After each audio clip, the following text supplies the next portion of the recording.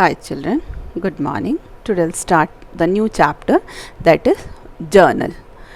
Now what is journal? Journal is a book of prime entry or a book of original entry in which transactions are recorded in chronological order from accounting vouchers that are prepared on the source basis, that is cash memo, invoice, purchase bill, etc. Okay. Journal is the book of original entry. We call it as a book of original entry also. Why? Because it is the book in which transactions are initially recorded by applying the rules of debit and credit from the memorandum book. Okay. So here, by following the principles of double entry system, it is the first book in which we record the transaction, and so it is also termed as book of prime entry also. Okay, now let's see one definition of journal. According to M.J. Kaler, a journal is a chronological record of financial transaction of business. Chronological record means date-wise record. Okay. Now there are certain terms which are used when we are doing the journal entry. First is journal entry. What is journal entry? An entry which is recorded in the journal is called as journal entry. Next comes journalizing. The process of recording a transaction in the journal is known as journalizing. That means by applying the rules of debit and credit, we record the name of account in the journal, and that whole process is known as journalizing. Next is narration. Okay. Narration, it is a brief description of the transaction which is written after the entry in the journal. Okay. Next comes ledger folio.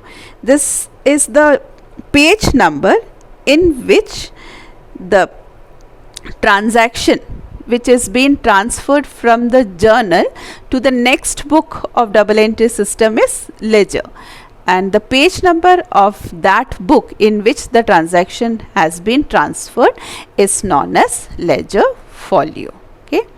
So let's first see the format of journal, then we'll prepare the journal entry.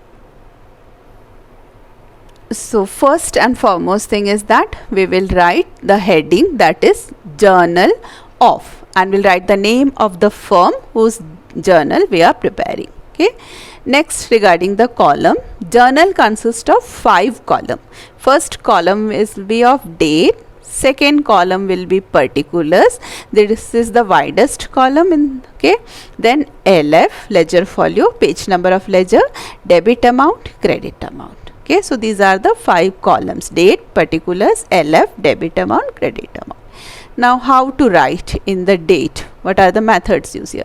First, in the date column we will write year, then below that we will write month, and then we'll write date. Okay. Year will be recorded only once, and then we'll write the month and date. Okay. So for example, if the transaction is of 2020, here we will write 2020, then month April 1st transaction, then we'll write April, then we'll write 1. Okay. So this is the rule and format of writing the date. Okay. Next is particulars column. Okay. In particular column we do the journal entry. Okay. How we'll do the journal entry? Here first we'll write the name of account to be debited. Name of account to be debited will be written first, then we will write to, and then below that we'll write to, and we'll write the name of account to be credited. We have to leave little space here, then we will write to. Okay, and we'll write the name of account to be credited, and then below that we'll write the narration been, and we'll write the transaction here. Okay. For example, if the transaction is business started with cash, 2 accounts affected are cash and capital. Cash is debited and capital is credited. So how we will do the journal entry? This is called journal entry. We'll debit cash account. Okay. So here cash account debit. After writing cash account, we have to leave the space and shift towards the right side, and we have to write debit. Okay. Debit D will be capital, R will be small. Okay. This is the abbreviation of debit. Okay. So cash account debit, then we will write the name of account which is credited. We'll write 2 and we'll write the name of account credited. Here capital account is credited. So how we will read this? Here journal entry will be read as follows. Here cash account debit to capital account. Okay, if it has been said cash account debit to capital account, you have to write that in this form, and this is called as journal entry. This is termed journal entry. Now next, in LF we do not have to write now. Okay, then next is debit amount.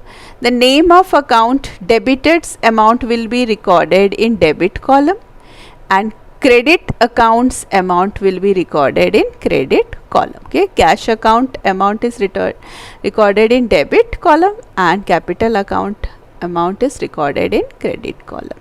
Okay, then we have written the narration. Bean business started with cash. Okay, so in this way you have to do the journal entry. So journal consists of 5 column, date column, particulars column, LF, debit amount and credit amount. What is the rule of writing date? First we will write the year, then we'll write the month, then we'll write the date. Then particulars column, how you will do the journal entry? First we'll write the name of account debited, then we'll write 2 and we'll write the name of account credited. In the debit amount we'll write the amount of debit account, and credit column will write the amount of credit account. Okay, so this is the way how we have to prepare the journal entry. Okay, so before doing the journal entry we must know how to do the journalizing. Okay, that means it is necessary for us to know that which account will be debited and which account will be credited. For this we have to apply certain rules and steps. So let's first discuss the steps of journalizing, then we will do the journal entry. Okay.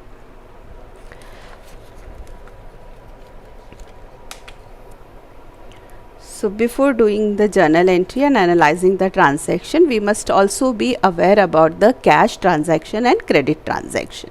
Transactions are of two types, cash and credit. How you will identify? Suppose it is given purchase goods for rupees 5,000. Here only it is given purchase goods or sold goods. That means it is cash transaction. Okay. Your question is silent, but we'll consider it as a cash transaction. Next, purchase goods for cash. Here cash is given clearly, then it is also cash transaction. We know that it is a cash transaction. Next is that if it is given purchase goods from Mohan, that means if name is given, we will consider it as credit transaction. Okay, sold goods to Hari, this all will be considered as credit transaction. But along with the name, if cash is given, then that will be considered as cash transaction. Purchase goods from Mohan is credit transaction, but if it is given purchase goods from Mohan for cash, then it will be considered as cash transaction. Okay, so we have to identify whether it is a cash transaction or credit transaction, and this is the rule how we will identify cash transaction and credit transaction. Okay,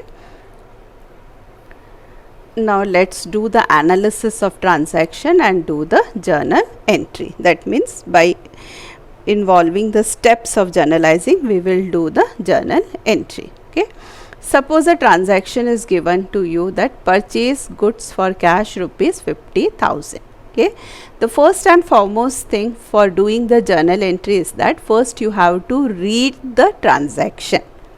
Next is that we have to determine the accounts that is to be debited and that is to be credited. Okay, for this we must know that what are the two accounts affected by that particular transaction. Okay, so here first we'll read the transaction, then we'll find out the accounts affected. Here what is happening? Purchase goods for cash.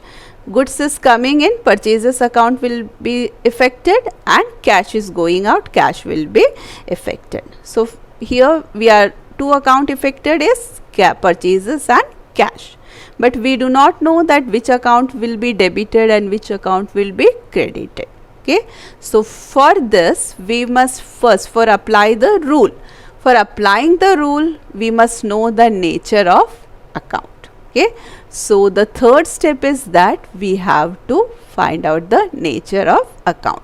So first we'll read the transaction, then we'll find out the name of account affected, then we will see the nature of the account. Here purchases, it is nominal, and cash, it is real. Okay, now we have to apply the rule of nominal account and see that whether the purchases will be debited or credited. What is the rule of nominal account? Debit all expenses and losses, credit all income and gain.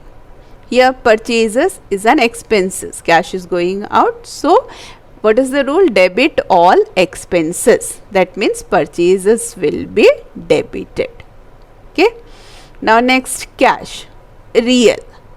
Apply the rule here. What is the rule? Debit what comes in, credit what goes out. Now see whether cash is coming in or going out. We are purchasing, that means we are making the payment, cash is going out. So what is the rule? Credit what goes out. So what we will do? We will credit the cash. Okay. So here we have got two accounts, one will be debited, another will be credited. What will be debited? Purchases will be debited and cash will be credited. And what will be our journal entry? Purchases account debit, here it is in debit, to cash account, which is in credit, we will write to cash account. So in this way we have to do the analysis of the transaction and then we have to do the journal entry.